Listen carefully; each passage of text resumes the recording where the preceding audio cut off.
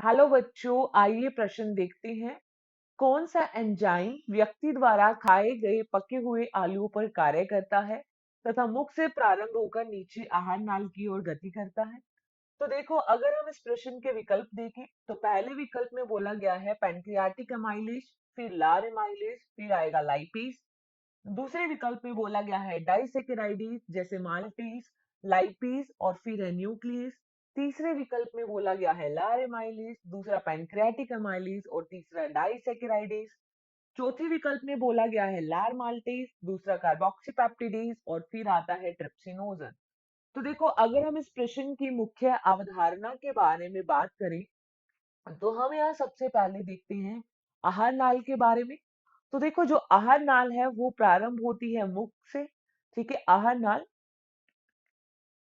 नाल जिसमें भोजन का पाचन और अवशोषण दोनों होता है, यह मुख से प्रारंभ होकर मुख से प्रारंभ होकर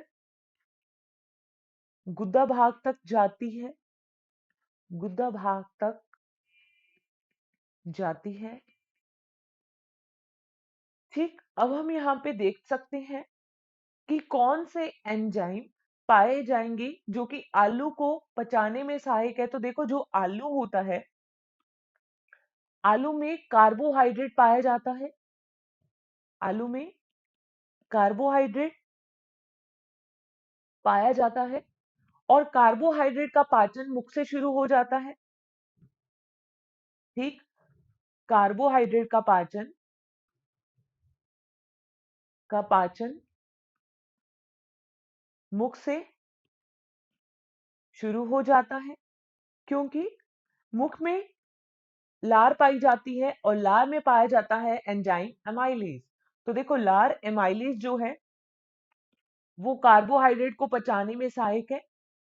कुछ कार्बोहाइड्रेट की मात्रा जो है वो मुख में पच जाती है। उसके बाद भोजन जो है वो कहाँ जाएगा? अ, वो भोजन जाएगा अमाशय में। ठीक है, अमाशय में भी भोजन को पचाने के लिए क्या होते हैं? एंजाइम होते हैं।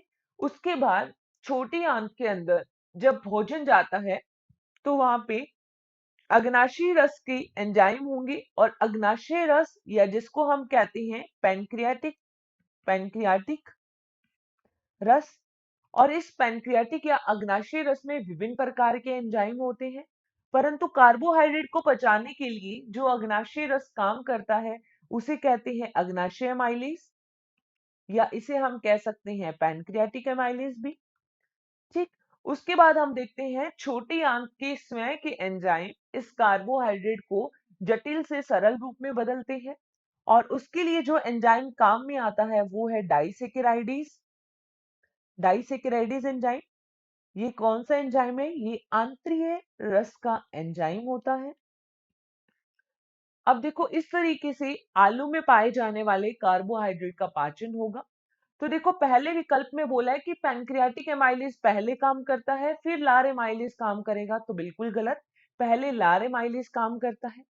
दूसरे विकल्प में बोला है कि डाइसेकेराइडेज जैसे कि माल्टेज, तो देखो ये छोटी आंत का एंजाइम है, ये तो सबसे बाद में काम करेगा, तो ये भी गलत हो गया।